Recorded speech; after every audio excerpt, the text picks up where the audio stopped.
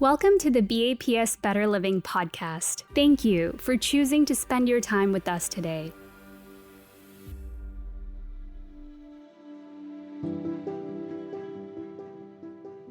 Rewind to last summer, a hot evening with fireflies. Two friends sitting in a backyard participating in a staple for southern summer nights, making vegan s'mores over a fire pit. Two dogs joined the two friends, and while one was content with chasing the fireflies, the other, a puppy, was firmly standing at the foot of the chairs, eyes on the s'mores. Conversation that evening was interrupted by well-timed whines and whimpers from a puppy that was sure to show his displeasure at being excluded from the chocolatey goodness that was being constructed. One friend laughed and shooed the puppy away because both humans knew that the s'more could be fatal to the young canine. This fact, however, was unknown to the puppy, and so he stayed right where he was, vocalizing his opinion of us. As I think back to the snapshot of last summer, I think about all the instances I have been the puppy in the situation of life, whining incessantly for things that I wanted, but were never actually meant to be mine. Think about the following scenarios. Have you experienced any of them? It's the day your final grades drop. You know you put the hours of work into studying, preparing, and practicing. You could just feel it, that A is yours. But when the grade shows up after you've refreshed your screen a million times, it's barely a C. And what's worse, when you call your friend who has floated by the past semester, she shares that she got a high B. Imagine you're up for the open promotion at work. You think you're an absolute shoo-in for it. You have the seniority, the credentials, and the proven work ethic and skills. You made it through the rounds and are now a finalist. But when the job is announced, it's the coworker you can't seem to get along with that is being promoted. What about when you finally settle down into a state and town and you get news that your job wants to transfer you to another region of the United States? It is so unexpected and so out of the blue that you start to question why it has to be you and your job that has to move and start over again. The fact is that we all see where we want to be in our family life, our career path, and our financial goals. It's a linear path to what we would identify as success, as happiness, as finally dotting all the I's and crossing all the T's. But what happens when the investments or the business ventures fail, when we are rejected from jobs, or when happily ever after isn't so happy after all? It's easy to want to throw in the towel. If we can't get what we're expecting and wanting, then why put all the time and effort into it anyway?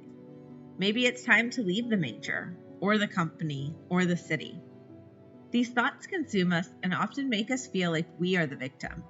We start to think that it's only us that doesn't get what we want, what we think we deserve, and we look at those who do with anger, resentment, or envy.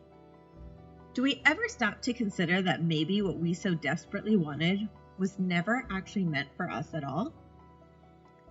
Let's take a moment to consider the life of a timeless Hindu guru for millions across the globe, Pramukh Swami Maharaj.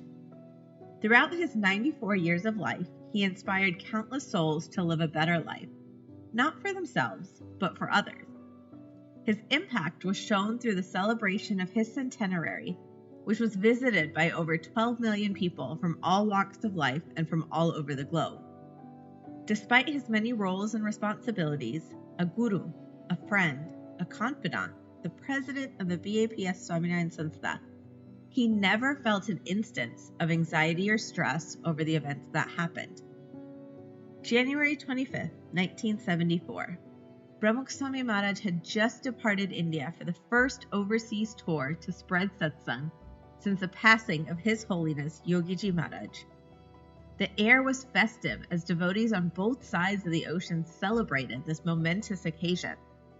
However, as soon as the plane landed in Nairobi, Pramukh Swami Maharaj and the accompanying 9 Swamis were not allowed to deplane.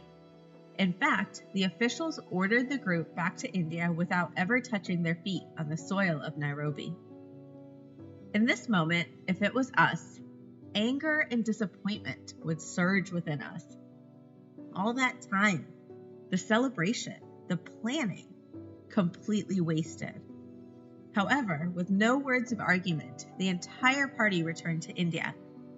On the way back, Pramukh Swami Maharaj penned the following: "The wish of Maharaj, Bhagwan Swaminarayan, and Swami Yogiji Maharaj prevails. So one should remain happy, accept the ways they desire for you. Do not be pained or become miserable." The next day, he gave his first spiritual discourse and filled the congregation with joy and laughter, the moment completely forgotten from his mind. Through life's highs and lows, he steadfastly embraced a sense of unwavering equanimity.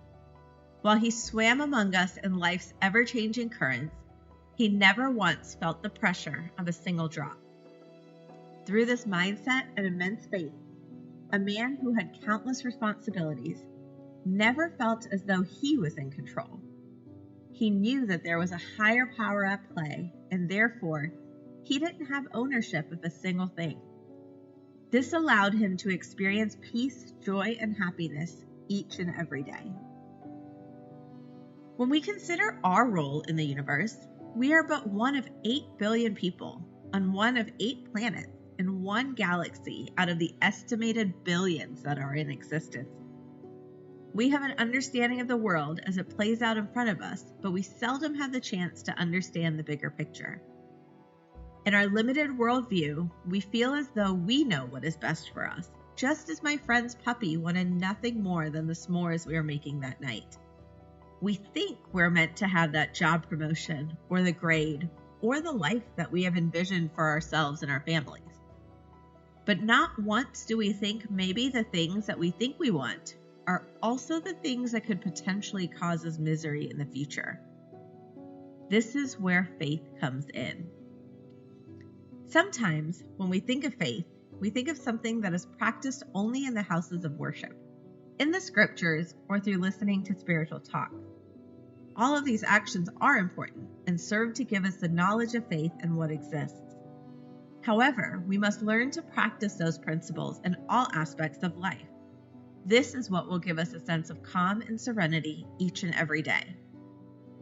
Just as my friend protected the puppy's health without him knowing it that summer evening, the belief that God is protecting us from the things that could cause us misery keeps us from drowning when the waves of disappointment threaten to swallow us.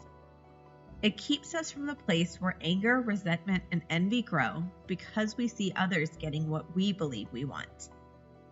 Instead, if we can live with this belief that we don't actually know what is best for us, we learn to celebrate all of life's wins and losses because we know that the things that are meant for us, the things that will help us become the person we are meant to be, will never pass us by.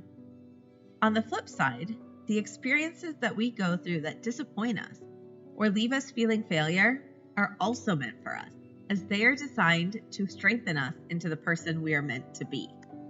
This allows us to celebrate not only ourselves, but also those around us. The next time you find yourself growing anxious of things outside of your control, take a step back and ask yourself 3 questions. First, is what I'm worrying about something that's within my control? Second, is there a chance that what I wanted wasn't meant for me and something better will come my way? And third, what can I be grateful for today that has shaped me into who I am to help ease some of the feelings of hurt and anger that I am feeling? Not a single one of us can control what the future will bring. We must learn to embrace and enjoy that uncertainty with the knowledge that nothing meant for us will pass us by. If we can commit to this understanding, we will find a new sense of peace and calm in trusting the plan that was made for us.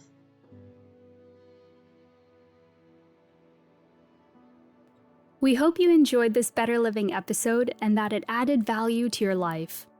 All the content on this channel, including this episode, is created and managed entirely by Swamis and volunteers of BAPS from around the world. Our volunteers are continuously inspired by the sincere, transparent, and selfless lives of Pramukh Swami Maharaj, the late Guru of BAPS, and Mahan Swami Maharaj, the current Guru of BAPS. Their character, their teachings, and their service to humanity have inspired millions of people of all backgrounds, faiths, and cultures throughout the world. They have encouraged all, regardless of one's beliefs, to live a mindful, balanced, and harmonious life. The episodes in this Better Living podcast are directly inspired by their teachings. If you enjoyed this episode and would like more content that inspires you to be better and to do better, follow us on Instagram and YouTube by searching for BAPS Better Living. Thanks again for choosing to spend your time with us today.